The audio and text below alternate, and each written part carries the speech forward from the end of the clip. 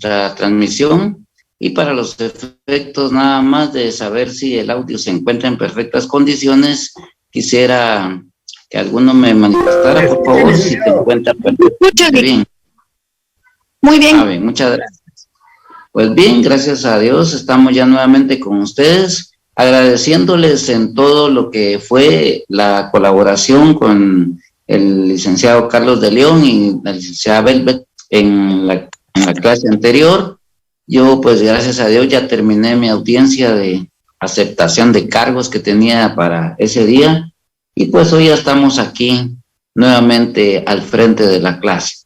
Gracias entonces por ese apoyo, gracias por esa colaboración y solo antes de dar inicio quisiera saber si no existe alguna duda en relación al tema que se desarrolló en la clase anterior para los efectos de estar plenamente tranquilos de que está todo bien. Si tienen alguna duda, pues antes de dar inicio al tema nuevo que es ya el delito de homicidio, vamos a tomar en consideración algunas preguntas o algunas inquietudes que tengan. Así es que les agradezco mucho. Buenas tardes a la licenciada Saraí, muy buenas tardes, y a todos y cada uno de ustedes.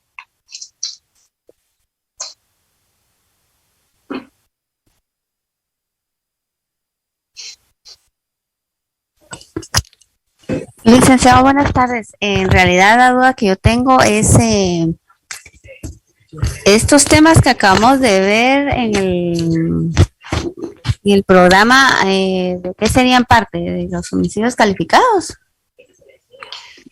No, lo que vimos en las sesiones anteriores, incluso el licenciado Carlos de León, estuvo más que todo directamente enfocado a la teoría del delito, que fue la que de alguna manera establecimos de que íbamos a dar un pequeño repaso, pues para los efectos de tener un poco más de claridad de lo que vamos a hablar en el libro segundo, que es la parte especial en el curso que nos compete directamente a partir de hoy. Ah, muy bien, o sea que en realidad el programa iniciaría hoy. Sí, básicamente, miren, nosotros estamos iniciando desde el primer día de clase. El tema fundamental es que no podemos hablar del delito sin antes tener bien claro de dónde nació, cómo se originó, cuál fue su génesis y cuál fue su evolución. Y sobre todo, cómo se define actualmente y especialmente porque es necesario que en el caso de ustedes que son pues estudiantes estudiosos del derecho penal, es obligatorio de alguna manera tener bien claro este punto, porque aplicar el derecho penal 2 en base al código en realidad es una forma bastante burda en la medida en que no es de un científico o de un estudioso del derecho penal, porque al final de cuentas, le dije yo aquel día, es como aplicar un recetario de cocina. Claro, aparece una persona muerta y hay un artículo que dice que quien es delito matar a otro, pues no es nada difícil encuadrarlo, ya estuvo. El asunto es que ustedes el día de mañana van a ser magistrados, van a ser jueces, van a ser fiscales, van a ser defensores, en el mejor de los casos pueden incluso hasta ser congresistas haciendo leyes y obviamente pues ustedes tendrán que tener el conocimiento científico. Entonces, el repaso, digamos, en cuanto a cómo nace el delito y cómo se concibió desde sus inicios y cómo se concibe actualmente desde el año 1900 y especialmente en nuestra época y obviamente cómo se integró, cómo se sigue integrando y al final de cuentas cómo funciona. Eso es lo más importante. Entonces, la idea secundaria en este caso de Penal 2 es preguntarles a ustedes cuál delito se tipifica en cada hecho. Pero la pregunta primaria, y ese es parte del conocimiento científico, es saber por qué decimos que es delito. Entonces, de eso trató todo lo que hicimos en estos días, que por supuesto no será objeto de examen de manera directa con casos ni nada, sino que es precisamente para que ustedes a partir de hoy tengan justamente una noción científica de lo que estamos hablando. Y cuando digo esto es porque si nosotros miramos en nuestro Código Penal, en el libro segundo y en la parte especial aparece el título primero y aparece el enunciado de los delitos contra la vida y la integridad de la persona, y arranca con el capítulo 1 del homicidio simple. Si lo observamos, entonces definitivamente que ya no hay en este momento ninguna duda, ninguna suspicacia de por qué el legislador no definió legalmente el delito, si es que vamos a hablar del delito. En todo caso, arranca con la gama de delitos que aparecen desde el 123 hasta el 479, pero sin explicarnos por qué debemos considerarlo. Entonces, el punto era, obviamente, dejar claro esa función. Entonces, si bien es cierto, no será objeto de examen, pero sí será objeto de análisis en todos y cada uno de los puntos que vayamos viendo, porque, como se los dije al principio, el derecho penal es uno, y consecuentemente el derecho penal 2 se concatena perfectamente bien con el derecho penal 1. Entonces, esa era la intención de analizar toda la teoría del delito, pues a grandes rasgos, ¿verdad? Porque asumimos de que ustedes lo vieron en derecho penal 1 y obviamente a estas alturas pues debería quedar más que claro. Esa fue la intención, nada más. Le agradezco su explicación, licenciado, muy amable. Exacto. Entonces, en la clase anterior se vio las causas de inculpabilidad, la inimputabilidad y las excusas absolutorias, que fueron las que abordó el licenciado Carlos de León. Entonces, sobre eso, básicamente, les hago la pregunta si tienen alguna duda o pasamos de una vez al punto que nos corresponde el día de hoy.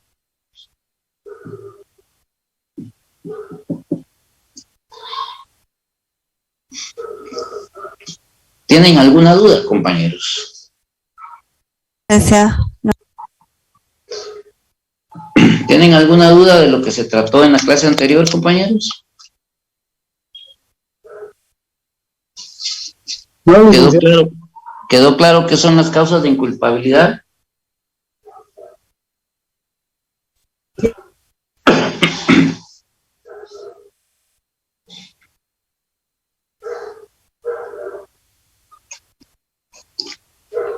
Asumo entonces de que sí quedó claro y por supuesto espero que así sea el día del examen, ¿verdad? Bueno, vamos a hablar el día de hoy justamente sobre la figura inicial que tiene contemplada nuestro Código Penal, que es la figura del homicidio. En el caso particular, quiero advertir de que el enfoque que le vamos a dar a nuestra disciplina es que hoy en día el derecho penal es un derecho penal constitucional. Quiere decir que debemos analizar entonces nuestros principios y nuestros nuestras normas de orden constitucional para aterrizar en las leyes ordinarias, que sería en este caso el Código Penal o alguna ley penal especial.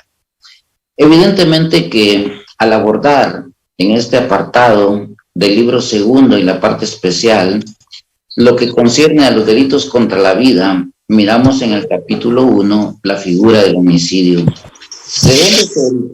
dónde se origina la necesidad de crear estos delitos y en particular este que vamos a analizar? Pues se origina especialmente de nuestro texto constitucional. Evidentemente en el capítulo 1 de los derechos individuales aparece en el artículo 3 de nuestra Constitución el derecho a la vida. En ese orden dice el artículo particularmente que el Estado garantiza y protege la vida humana desde su concepción, así como la integridad y la seguridad de la persona. Si ustedes observan entonces este artículo de nuestra Constitución, podemos darnos cuenta de que abarca precisamente algo interesante. Desde regular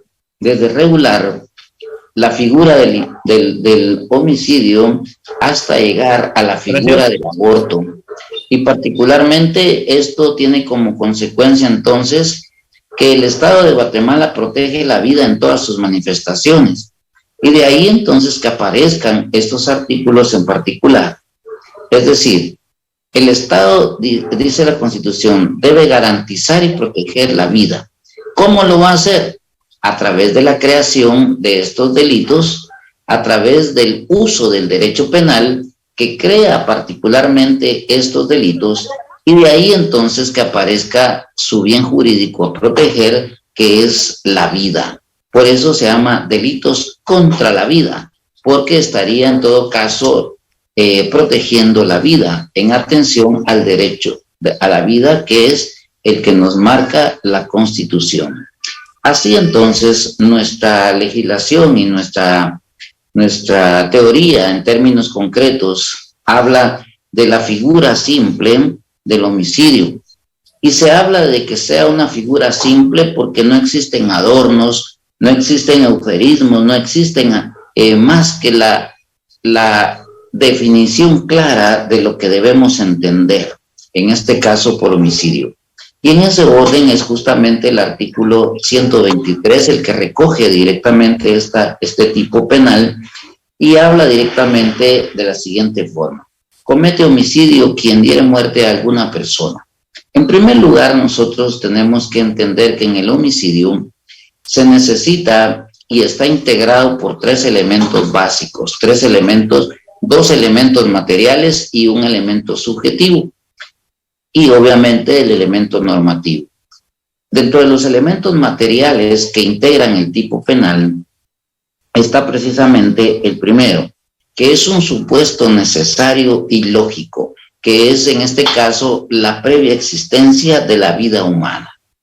Este primer elemento, que es el que integra el tipo penal, se materializa junto con el otro, que es precisamente el hecho de dar muerte, o sea, la supresión de la vida como tal, de esa persona viva. Entonces, tenemos un primer elemento que es la previa existencia de la vida humana. 2, la supresión de la vida de esa persona.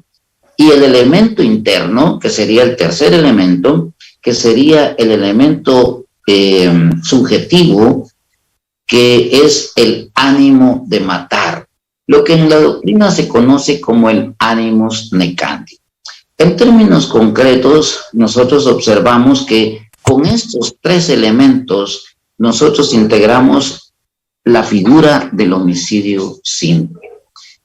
Al analizar esta figura de conformidad con nuestro código, nosotros observamos algo elemental. Por ejemplo, en el artículo 123 de nuestro Código Penal dice, quien diere muerte a alguna persona.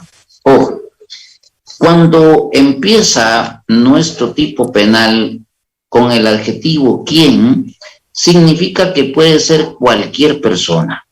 Lo que significa entonces que el sujeto activo del delito será cualquier persona, así como el sujeto pasivo, es decir, en quien recae la acción criminal, que en todo caso sería también cualquier persona. Cuando hablamos nosotros, ya estableciendo un análisis particularmente de los elementos, nosotros vemos algo interesante. Dice el supuesto lógico y necesario, que es la previa existencia de la vida humana. Cuando nosotros observamos este primer elemento, vale la pena analizar de que es precisamente la vida lo que en un momento determinado se va a vulnerar. En otras palabras, si la persona, en términos generales, no se encuentra viva, entonces podrá ser otro valor, otro bien jurídico a proteger. Pero en tanto que la persona esté viva, entonces el bien jurídico tutelado es la vida humana. ¿Por qué digo esto? Porque si estuviera muerta, muerta, en donde recaiga directamente, si estuviera muerta la persona, en donde recaiga la acción criminal, entonces podrá ser que el bien jurídico que se vulnere sea, por ejemplo,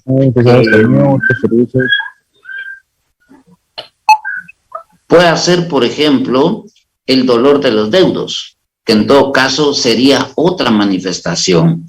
Pero aquí, en términos concretos, lo que interesa es que la persona se encuentre viva y luego que esa misma persona muera a consecuencia, evidentemente, de las acciones o de las omisiones realizadas por el sujeto activo.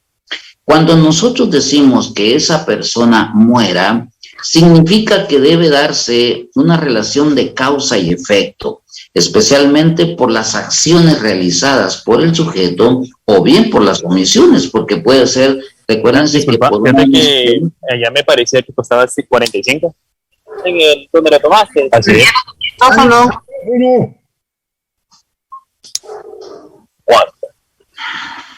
Rápido. Henrik, el micrófono, por favor. Franklin, ¿me puede apoyar? Tengo unos desodorantes de la marca Rexona 1038 horas. Nueva imagen, les viene a un precio menor.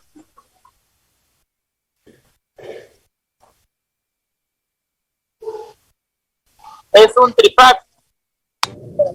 Henrik, el micrófono, por favor.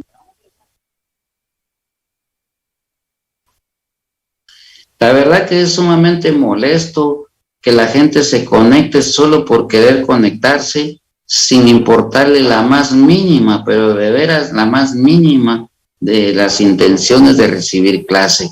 Se conectan solo porque aparezcan ahí. Miren, señores, si aquí no se ponen puntos por asistencia, en todo caso mejor atienda su trabajo, hágalo bien.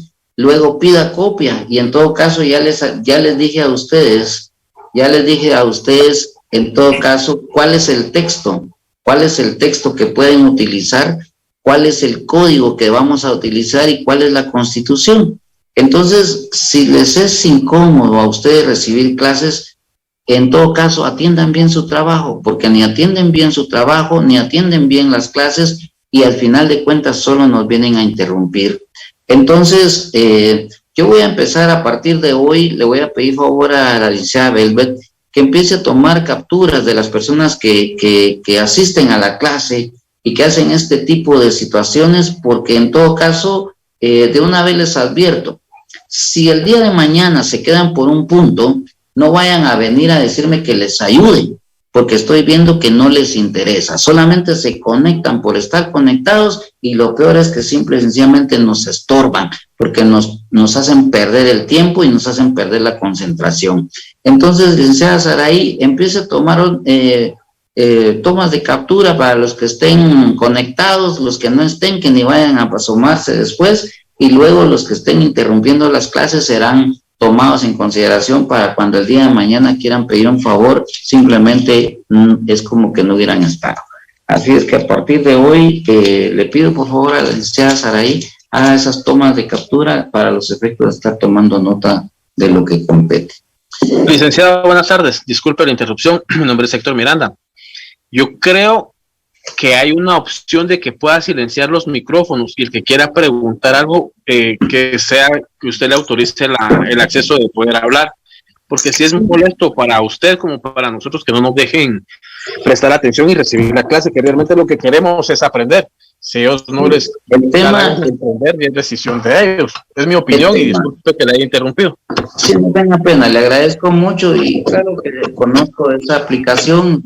El tema aquí es que queremos, en primer lugar, ser personas adultas y responsables, donde efectivamente tengamos la libertad. Yo se los dije desde un principio, cuando yo esté dando una explicación y tengan una duda, pues inmediatamente intervengan. O sea, esa es la idea, de dejarles abierta la opción para que participen, para que no estén levantando la manita y que a mí tal vez ni mire, ellos se están pidiendo, sino que simplemente intervengan. Pero no me gusta realmente mantener esa actitud de estar vedándoles el derecho de hablar, porque sería como que si yo les pusiera un esparadrapo en la boca y solamente cuando ustedes quieran hablar me hagan la señal. Entonces, yo estoy tratando de ser lo más ampliamente democrático, respetuoso, y por supuesto no quiero tomar esas medidas. Voy a empezar con estas de las tomas de captura y por supuesto las interrupciones. Ahí aparecen quién tienen los teléfonos, los micrófonos abiertos y quienes incluso hasta haciendo cosas que no son, pero en realidad le agradezco mucho su observación, sin embargo lo voy a dejar siempre abierto por si quieren intervenir, pero la verdad voy a empezar a tomar medidas en esa naturaleza. Bien, voy a repetir entonces para los efectos de... Decíamos de que cuando hablamos de la figura del homicidio, el primer elemento básico es que la persona viva. Esa persona debe estar viva para los efectos de la causa y el efecto. Es decir, que la persona solamente puede ser objeto, digamos, de este delito si se encuentra viva. ¿Por qué razón? Porque se estimará la causa y se estimará el efecto de la acción homicida por parte del sujeto activo. En otras palabras, si la acción criminal recae, en este caso, sobre, una persona ya fallecida, entonces la consumación del delito se traslada, en el caso del intercriminis, se traslada de un delito consumado a un delito en grado de tentativa. Y por supuesto que cuando estamos hablando de la tentativa, entendemos de que el sujeto queda exento de responsabilidad penal, pero sujeto a aplicación de medidas de seguridad de conformidad con el artículo 92 y el artículo 88 del Código Penal. En el artículo 92 del Código Penal establece claramente de que se estará aplicando en este caso a la persona responsable particularmente de la acción. Dice, en el caso del artículo 15 se someterá el sujeto según su grado de peligrosidad a régimen especial de trabajo en alguna de las instituciones mencionadas en el inciso tercero del artículo 88. Y dentro del artículo 88 del inciso, el numeral tercero, habla del internamiento en establecimiento educativo o de tratamiento especial. Esto en el caso, por supuesto, de que el delito, es decir, la acción criminal recaiga en una persona que se encuentre muerta. En todo caso, la idea fundamental es que siempre el delito quede consumado. Y por supuesto, esto implica entonces la necesidad de que efectivamente la persona se encuentre viva. En el segundo elemento, que es justamente el hecho de dar muerte, o sea, la supresión de la vida del sujeto pasivo, es porque es necesario entender que para el derecho penal una persona muere cuando efectivamente dejan de funcionar los órganos vitales. Para el derecho penal, los órganos vitales son el cerebro y el corazón. En ese orden de ideas, entonces, cuando el cerebro y el corazón dejan de funcionar, la persona ha fallecido y el delito se ha consumado.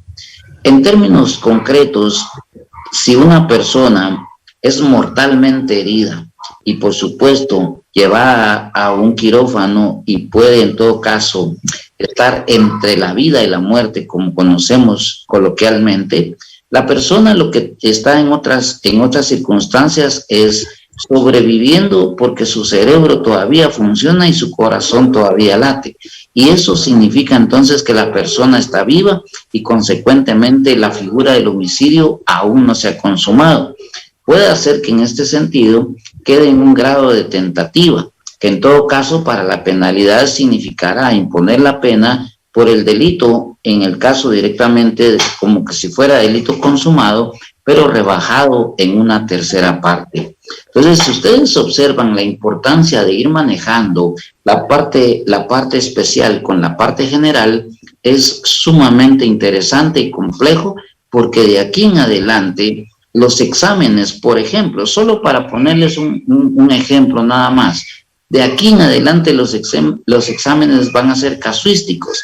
Y si ustedes no tienen bien claro si el delito está consumado, está en tentativa, en una tentativa imposible, el encuadramiento del tipo penal al hecho concreto va a estar mal. En otro caso, en otras palabras, la tipificación va a estar mal. Y por supuesto que esto no va a ser objeto directamente de una disculpa, solamente está consumado o no está consumado, está muerto o no está muerto.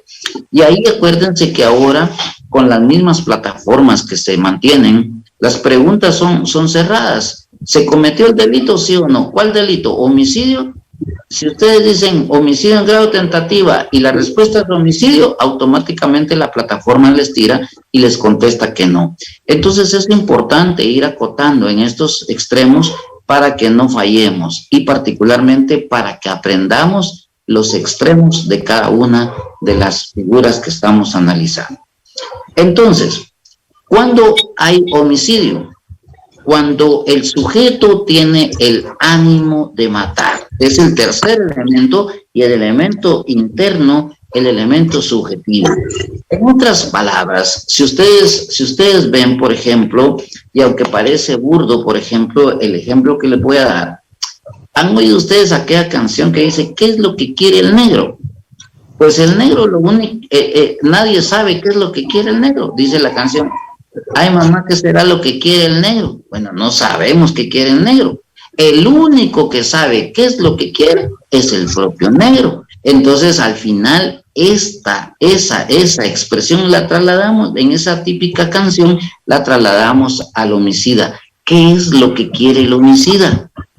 Esa intencionalidad es lo que se convierte en el elemento interno, en el elemento de la intencionalidad. ¿Qué es lo que quiere realmente el sujeto manifestar en su culpabilidad? Es decir, en su intencionalidad. Y aquí es donde empieza a jugar otra vez la culpabilidad en relación a que si el sujeto está consciente, está plenamente sabido de que hay un tipo penal, de que hay una norma penal, que existe en este caso una exigibilidad de un comportamiento distinto y sin embargo viene y mata, entonces quiere decir que lo está haciendo de manera dolosa. Si observamos el artículo 11 de nuestro Código Penal, hay delito, dice, es delito doloso cuando se tiene previsto el resultado. Si ustedes lo observan, miren, rápidamente en el artículo 11, el delito es doloso cuando el resultado ha sido previsto o cuando sin perseguir ese resultado el autor se lo presenta como posible y ejecuta el acto. Aquí hay dos clases de intención. El primer párrafo dice, el delito es doloso cuando el resultado ha sido previsto. Aquí encontramos un dolo directo. Y luego dice, o, aquí ya es diferente, cuando sin perseguir ese resultado, el autor se lo presenta como posible y ejecuta el acto. Esto significa dolo eventual. Entonces, en el caso particular de nuestro homicidio, el elemento interno, que es el elemento subjetivo, que es el que solamente el sujeto sabe qué es lo que quiere, en este caso es darle muerte al sujeto pasivo. Entonces, si bien es cierto, el elemento interno es subjetivo y nosotros diríamos, ¿cómo vamos a saber qué es lo que quiere o qué es lo que está pensando una persona? En este caso, ¿qué es lo que está pensando el homicida? Pues es muy sencillo. Para determinar, en este caso, se necesita el sentido común, la lógica y la experiencia, para saber qué es lo que quería el homicida en el momento del acto criminal. Si el sujeto le dispara, por ejemplo, a la altura del hombro, pero no le pega en el corazón, en todo caso lo que él quería era matarlo. Que le pegó a la altura del hombro, esa es una circunstancia ajena a su voluntad. En todo caso sería un homicidio en grado de tentativa. Si por el contrario el sujeto es un experto tirador, y le pega en el hombro, quiere decir, oigan, por sentido común, que el sujeto, pudiendo haberlo matado a usted porque era un experto tirador y le pudo haber dado en el corazón, prefirió pegarle en el hombro. Entonces estaríamos hablando de un homicidio en grado de tentativa en todo caso, o incluso hasta de una lesión en última instancia, porque la lesión dice, quien sin intención de matar causare a otro en el cuerpo, en la mente, un daño. Entonces, si ustedes observan, básicamente, es importante entender el elemento subjetivo. Claro, en el caso concreto del homicidio, el sujeto saca su revólver y dispara sobre la humanidad de una persona y la mata. La persona viva la supresión de la vida y el ánimo de matar. En ese orden, los tres elementos aparecen. ¿Por qué razón? Porque el sujeto está muerto a consecuencia de los disparos que yo le propiné, y como consecuencia puedo entender que la intencionalidad era matarlo. La conducta criminal mía, en todo caso, se manifestó de manera intencional o dolosa. Por lo tanto, entonces, este delito se considera un delito doloso, ¿ya? Si se dan cuenta, entonces, es importante ir analizando todas estas aristas, porque de lo contrario podríamos caer, obviamente, en otras circunstancias en las que el delito no se consuma, queda en una tentativa imposible, pueda quedar en un desistimiento incluso. Teniendo todo para matarlo, este tiene un ataque de conciencia y simple y sencillamente no lo mata. Entonces, es importante analizar a la luz directamente de esto. ¿Cuál es el asunto que vamos a tener presente de hoy en adelante? Cada artículo del Código Penal es un tipo penal. Cada tipo penal se compone de elementos que lo integran. En este caso, los elementos que lo integran son los elementos materiales y los elementos subjetivos. Los elementos materiales pueden ser 1, 2, 3, los que sean, pero en el caso del homicidio son 2 nada más. El elemento lógico necesario, que es la existencia de una persona viva. El elemento, en este caso, de la supresión de la vida. Y luego el tercer elemento subjetivo, que es el ánimo de matar por parte del sujeto activo. Con esos tres elementos básicos, nosotros armamos entonces la figura del homicidio. Aquí es entonces donde venimos a jugar precisamente con lo interesante. En un caso en concreto, si ahorita vamos caminando por la calle, y normalmente, pues lo que desgraciadamente pasa en nuestra vida cotidiana, vamos caminando por la calle y de pronto una motocicleta junto con un par de sujetos se bajan y delante de nosotros le disparan a otra persona y la matan. La pregunta sería, ¿qué delito es? Y aquí es donde empieza a jugar, en todo caso, la capacidad científica, ¿ya? Porque fácil es agarrar el código y decir, quien diere muerte a una persona comete homicidio. Ah, es homicidio. O sea, no necesitamos de mucho análisis. El problema es que ustedes sí se les exige, porque son estudiosos del derecho penal, y se les exige doble porque son mis estudiantes. El problema es que cuando les pregunten a ustedes quién les dio derecho penal, por supuesto que van a decir fue fulano sutano, y en lo que compete a mi parte quiero salvar mi buena parte. En todo caso, ustedes ya hicieron un ejercicio ahorita con el repaso de la teoría del delito. Si ustedes me dijeron a mí, fue fulano quien me dio clase, fue sutano, ustedes ahorita estarán evaluando si verdaderamente el fulano o el sutano les dio una buena clase de la teoría del delito o no se las dio. O si por el contrario la dio y ustedes pues pasaron de noche, así como el compañero que se conectó y vendiendo, trabajando, en lugar de estar poniendo atención. Entonces, si se dan cuenta, aquí es entonces donde usted verdaderamente debe poner la debida atención para saber de qué se está hablando. En este orden de ideas, entonces, es necesario que para nosotros miremos básicamente la integración del tipo penal, la existencia del tipo penal, de dónde viene en este caso el tipo penal. En el caso del homicidio viene precisamente de lo que la Constitución dice, el artículo 3, el derecho a la vida. Es el Estado el que garantiza y protege la vida humana. ¿Cómo lo va a hacer? Creando figuras, en este caso, a través de las leyes ordinarias, que en este caso es el Código Penal, y entonces establece esta gama de delitos, empezando por la figura del homicidio simple. Así entonces, por eso les dije, sin mayores adornos y mayores eufemismos, en términos concretos, eso es justamente la figura del homicidio. Y esto responde a una pregunta que alguien me dijo en días anteriores. ¿Cómo hago para saber cuándo estamos ante un homicidio y cuándo estamos ante el artículo que le sigue, el homicidio cometido en estado de emoción violenta? Pues sea lo que le decía. ¿Cómo sabemos cuándo estamos ante un tamal y cuándo estamos ante un pache? Por los ingredientes que lleva. Entonces, en este caso, efectivamente, hoy estamos hablando de la figura del homicidio porque sabemos que se integra por un elemento material que es la previa existencia de la vida humana. El segundo elemento material, que es la supresión de esa vida humana. Y el tercer elemento, que es el subjetivo, que es el ánimo de matar por parte del sujeto activo.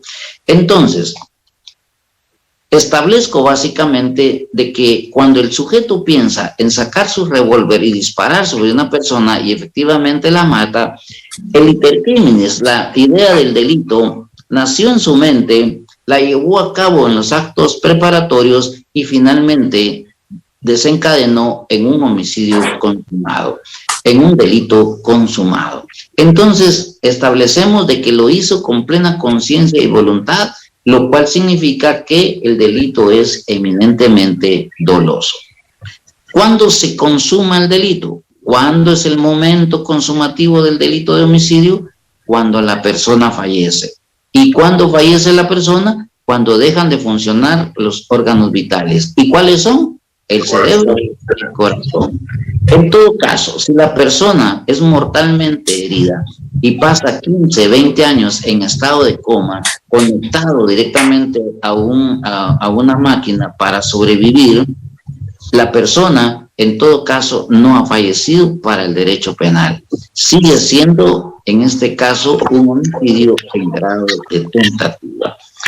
En otras palabras, estimados compañeros, la intención es entonces ir viendo tipo penal por tipo penal con sus propios elementos para ir diferenciando uno del otro.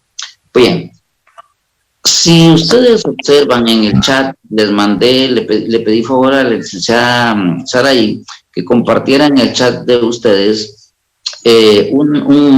una pantalla que tengo en relación a una clasificación que es precisamente de los delitos y cómo los quiero abordar.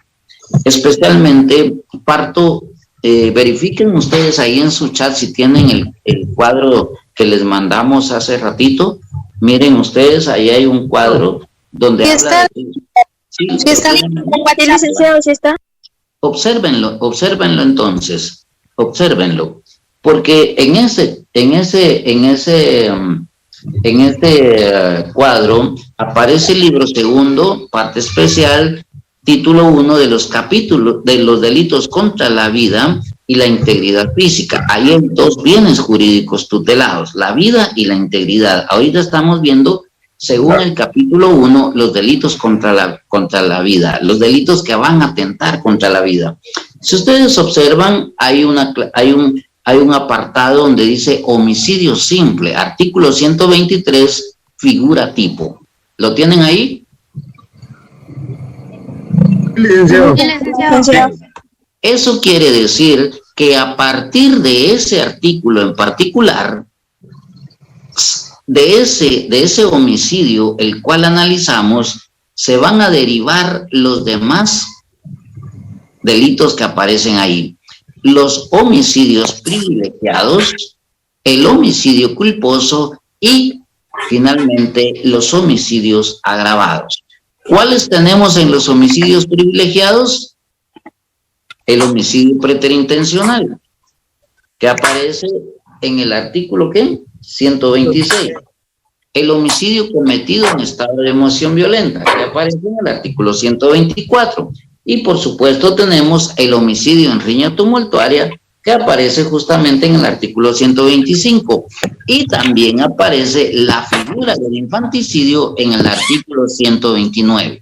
Si ustedes se dan cuenta, ahí hay una clasificación de delitos que no propiamente están conforme el Código Penal, no están desarrollados conforme el Código Penal. Esta es una clasificación que yo estoy haciendo para los efectos de, en este caso, abordarlos conforme a la culpabilidad. a las formas de manifestar de la culpabilidad. Si observan en el siguiente recuadro, aparece la figura del homicidio culposo, que aparece justamente en el artículo 127. Y luego en el siguiente recuadro aparece la figura del parricidio en el artículo 131, la figura del asesinato en el artículo 132, la figura de la ejecución extrajudicial en el artículo 132 bis y la figura del aborto en el artículo 133.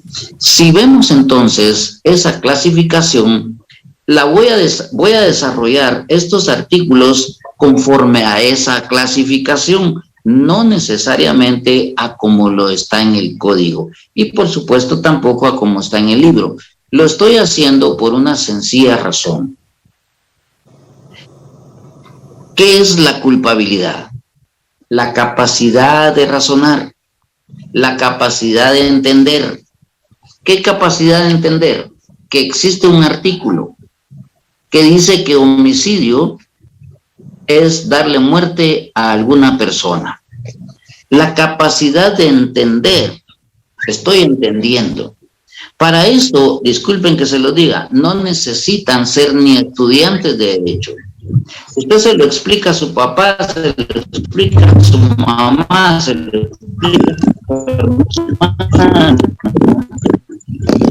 lo explica a su amigo, se lo el solo hecho de tener capacidad, que es el homicidio. Y luego lo importante es que sepa cómo se va a calificar desde el punto. Dígame. Perdón, licenciado, es que se le escuchaba un poquito entrecortado. Disculpe, muchas gracias. Bueno, gracias. Lo importante es que ustedes observen esa clasificación porque la culpabilidad es la capacidad de razonar, de entender y de interpretar. Pero más que importante también es la capacidad de que la misma ley le está mandando una normativa a su conducta y esa conducta esta es el no matarás, ¿ya? El no matar. O sea, cuando el Estado dice que debe proteger la vida, lo está haciendo a través de la ley ordinaria, pero le está mandando un mensaje a su comportamiento, a su conducta, que no debe matar. ¿Por qué? Porque hay una norma constitucional que dice que es deber del Estado garantizar la vida, y por eso la protege desde su concepción. Y lo prohíbe incluso a través de la figura del artículo 123 hasta la figura del artículo 133, que es la figura del aborto. Si nosotros observamos entonces, se necesita ser un estudioso del derecho penal para entender que es prohibido matar. Claro que no. Más aún, la misma Constitución dice que ante la ley no podemos alegar ¿qué? ¿Qué es lo que no podemos alegar? Desconocimiento. Ignorancia o desconocimiento. En otras palabras, ahorita ustedes no pueden decir, es que yo agarré mi revólver y le disparé, pero no sabía que era prohibido, pues, o sea, no sabía. Ahora ya lo saben. Y si se les exige más a ustedes, es porque el día de mañana ustedes estarán debatiendo como abogados del Ministerio Público, abogados acusadores, como abogados de la defensa pública, como abogados en ejercicio profesional, como jueces escuchando los alegatos de las partes y decidiendo finalmente. Ojo, si yo digo ahorita que yo estoy en mi casa y escucho pasos en el tejado cuando son las 2 de la mañana y veo que un sujeto quiere entrar al dormitorio de mi hijo, yo agarro mi revólver y por supuesto le disparo en la penumbra, le acierto y lo mato y cae dentro del patio de mi casa. Vengo yo y llamo a la policía, digo, miren señores, este señor quería entrar, yo no lo conozco, aquí están las cámaras y demuestra que el señor venía sobre el tejado y efectivamente yo le disparé. La pregunta sería, ¿comete homicidio quien diera muerte a alguna persona? Pues de entradita sí, de entrada sí. Ahora, mi conducta estará justificada. Aquí regreso entonces a la teoría del delito y veo que en el artículo 24 aparece en el numeral primero la legítima defensa, la cual analizamos en su momento. Y en el inciso C dice, no es necesario que concurran cuando se tiene en peligro la vida, los bienes de las suyas o de la familia. ¿Me explico? Entonces hay una muerte, pero es justificada. Entonces, al final de cuentas, la pregunta es, ¿actué de manera dolosa? ¿Era mi intención matar? No, por el contrario, si siempre uso mi revólver y voy caminando por la calle y de pronto un sujeto me quiere robar y efectivamente me roba, fíjense bien, pero lo controlo. Y el día de mañana lo atalayo en una esquina y le disparo y lo mato, la acción criminal se traduce en una voluntad criminal, porque ya tuve tiempo de pensar, de reflexionar y de actuar. Entonces mi conducta es dolosa. Imagínense cómo cambia entonces la manifestación de la culpabilidad.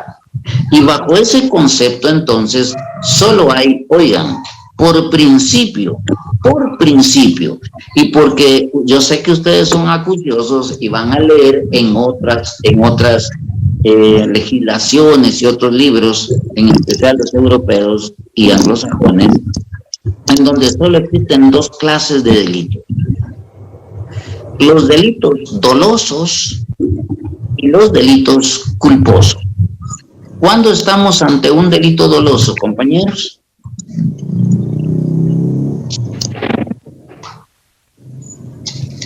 Cuando se manifiesta la voluntad.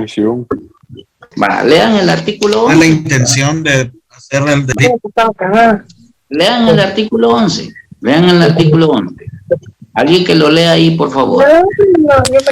El delito es doloso cuando el resultado ha sido previsto o cuando, sin perseguir ese resultado, el autor se lo representa como posible y ejecuta el acto. Vale. Entonces, hay delito doloso cuando hay intención o cuando se me presenta como posible. Yo voy por la calle, sé que usted me hizo algún daño, pero no lo voy a buscar ni quiero matar. Pero de repente voy manejando por la calle con mi carro, cuando de repente lo veo venir en la banqueta contigua a la que yo llevo mi carro. Y de pronto digo, si ahí viene el fulanito que me hizo tal cosa. Cuando lo tenga cerca le echo el carro encima y efectivamente lo hago y lo mato.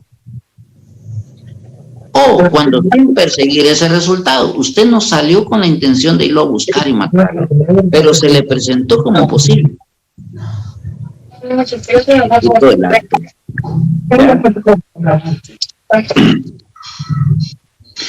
Elena, tu micrófono, perdón, licenciado. Elena, tu micrófono, por favor.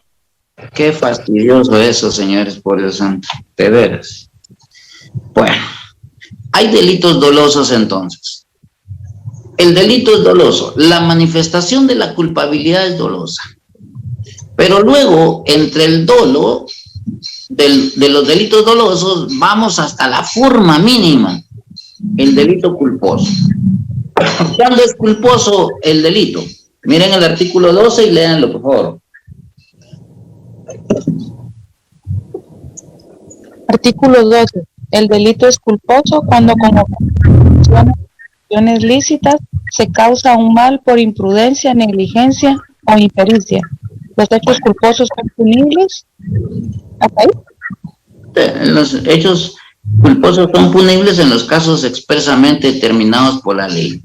Entonces, gracias.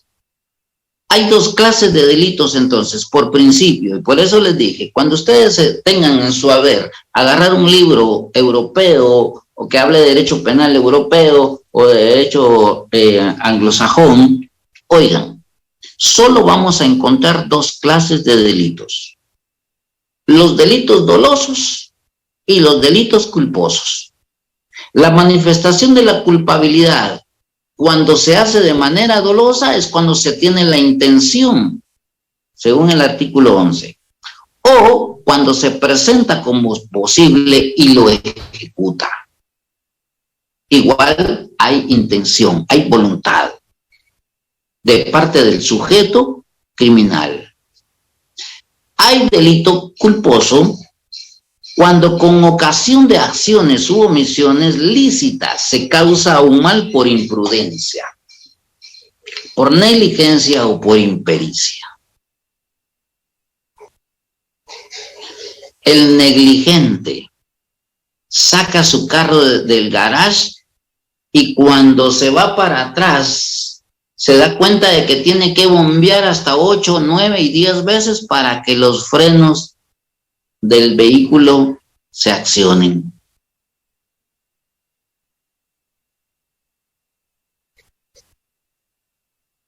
Y dice él, se me olvidó llevar el carro al taller. Bien decía yo que algo tenía que hacer. Bueno, me voy. Total, ya se me hizo tarde. Me voy. Oigan, ojalá que no pase nada. Y se va. Primer semáforo, lo agarra a media cuadra en amarillo. Empieza a bombear y a bombear y a bombear hasta cuando llega casi al límite donde ya se marca el rojo. Pasa. Tuve suerte. Segundo tramo del trayecto. Como allá me agarró el semáforo a la mitad, aquí también le voy a meter un poquito más. Y cuando ya va llegando, según su creencia de que va a pasar, resulta que pum, se le pone en amarillo y dice, todavía paso. Oigan, el amarillo significa precaución. Para el negligente significa pase rapidito. Y entonces pasa. Y cuando pasa, a medio ir y le marca en rojo. Entonces, ya no se puede detener porque los frenos hay que bombearlos y en lo que bombea se pasa.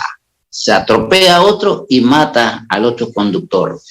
Lo hizo por negligencia, por no haber llevado el carro a que lo revisara y lo compusiera el mecánico.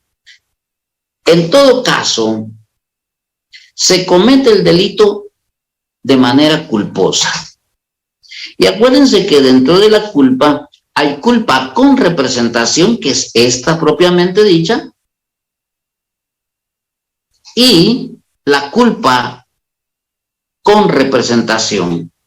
¿Han visto ustedes esos picopitos que andan circulando ahí en el peor de los casos llevando chatarra, por ejemplo? Eso le meten cuanto pueda y ahí van encopetados los carritos que hasta así se hacen con todo lo que llevan. El conductor sabe que en un momento determinado el peso que hace que se balancee para todos lados, de repente se puede llevar al mismo carro hacia un lugar, hacia una cuneta o sobre otro carro, dar vuelta y provocar un accidente.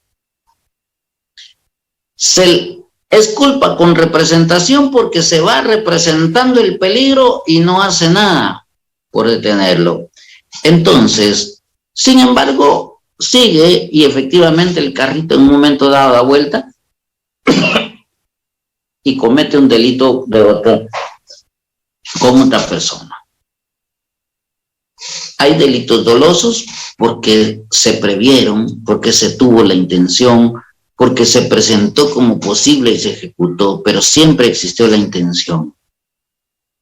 Hay delitos culposos por negligencia, por un actuar específico de la conducta humana, imprudente, negligente o por impericia,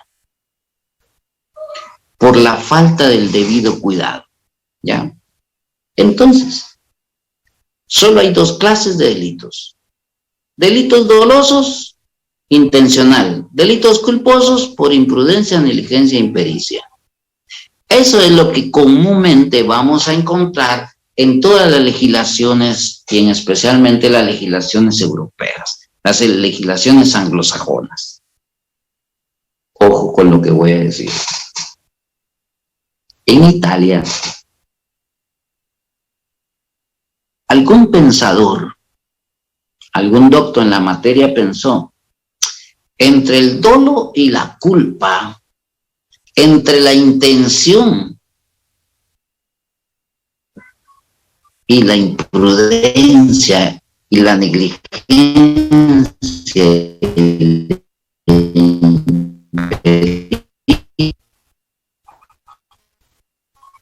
se manifiesta una forma intermedia de la conducta humana, que es la pretensionalidad, que es cuando se causa un daño, cuando se causa un daño mayor.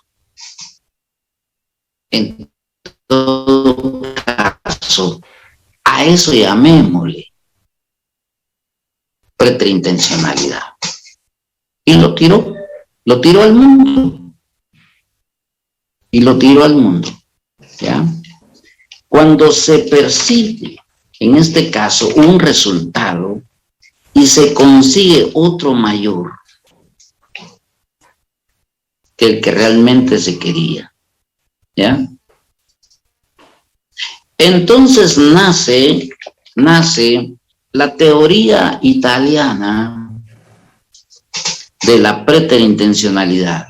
Y entonces, algunas legislaciones adoptan esa postura. Entre las legislaciones que adoptan esa postura e incorporan en su haber jurídico está la legislación nuestra, la legislación guatemalteca.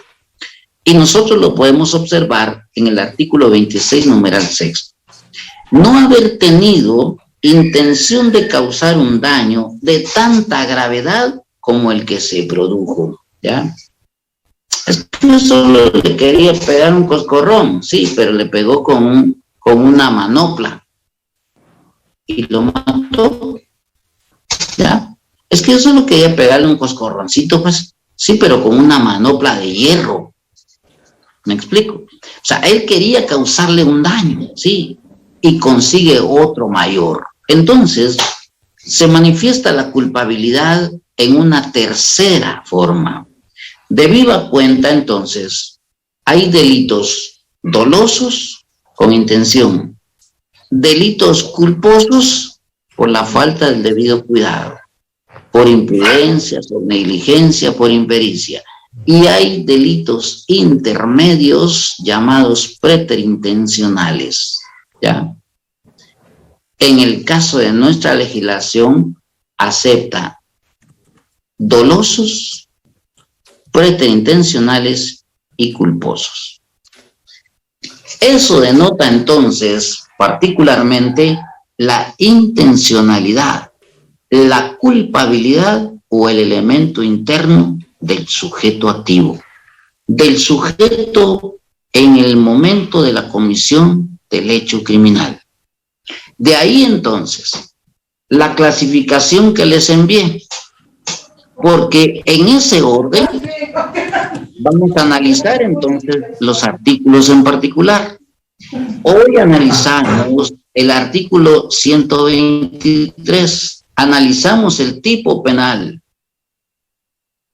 analizamos cómo se integra ese tipo penal con los elementos materiales, los elementos subjetivos y los elementos normativos. Materiales. la previa existencia de la vida humana, la supresión de la vida humana. Subjetivo, la intención de matar. Normativo, la prisión de 15 a 40 años. Ojo. Ahora, esa figura aparece hasta arriba de nuestra clasificación porque es la figura tipo, así se le denomina, a los delitos de donde se derivan los demás delitos que están en el capítulo que contempla el Código Penal. En este caso, lo que contempla el capítulo 1 son delitos privilegiados, preterintencional, cometido en estado de emoción violenta, riña tumultuaria e infanticidio. Es decir, la voluntad criminal viene en descenso, pero se queda a la mitad. En el homicidio culposo, que es la siguiente gráfica de donde se deriva el homicidio, aparece el homicidio culposo y llegamos hasta la mitad, hasta la parte inferior. Si se dan cuenta, son los extremos. La intencionalidad del homicidio que empieza a descender hasta llegar a la forma preterintencional. Cuando continúa, llegamos a la parte pero además otra clasificación que es los homicidios agravados. Estos elevan la intencionalidad hasta la forma dolosa. Y hay autores que dicen que se pasa incluso de esa forma a analizar los demás tipos penales en la próxima sesión, atendiendo a la culpabilidad, a la forma de manifestarse de la culpabilidad. Dolosa, preterintencional y culposa. Y luego, llegando otra vez a la forma dolosa y más allá, la forma agravada en que se presenta la peligrosidad del sujeto, en que se presenta la voluntad del sujeto. Y solo para muestra un botón. Saco mi revólver y disparo, soy una persona, la mato. Esa era mi intención, esa era mi voluntad. Pero para no fallar, oigan, para no fallar, voy a una venta de armas, compro un rifle con mira telescópica, con lentes infrarrojos, como sé por dónde pasa Juan Pérez de los Palotes todos los días, y sé que para llegar a su casa tiene que pasar por una parte oscura, me riposto en la parte en la que yo me encuentro más cómodo y seguro y me quedo esperando que Juan Pérez de los Palotes venga. Yo sé que todos los días sale a las 8 de la universidad. Lo que llega hasta su lugar son las 9. Y a las 9:15 en punto pasa por ese lugar despoblado y desolado. Justamente cuando lo miro llegar, ¡pum!, disparo.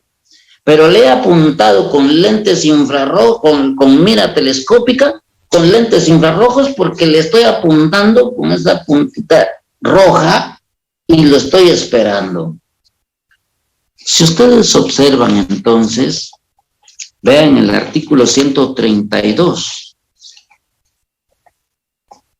Comete asesinato quien matare a una persona con alevosía, premeditación conocida. Miremos qué es la premeditación conocida. Vámonos a las circunstancias agravantes. Miremos qué es la premeditación, numeral tercero, Obrar con premeditación conocida. Hay premeditación conocida cuando se demuestre que los actos externos revelen que la idea del delito surgió en la mente de su autor con anterioridad suficiente a su ejecución para organizarlo, deliberarlo o planearlo, y que en el tiempo en que medió entre el propósito y su realización preparó esta, la ejecutó fría y reflexivamente.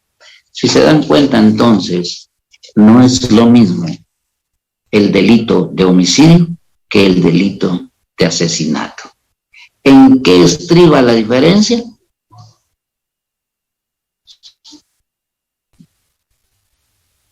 En el grado. Tal vez, era premeditado, tal vez, ¿es la diferencia? Por eso le estoy diciendo, es en el grado de la culpabilidad del sujeto, en el grado de la intencionalidad, en el grado en que se manifiesta su voluntad criminal. ¿Me explico?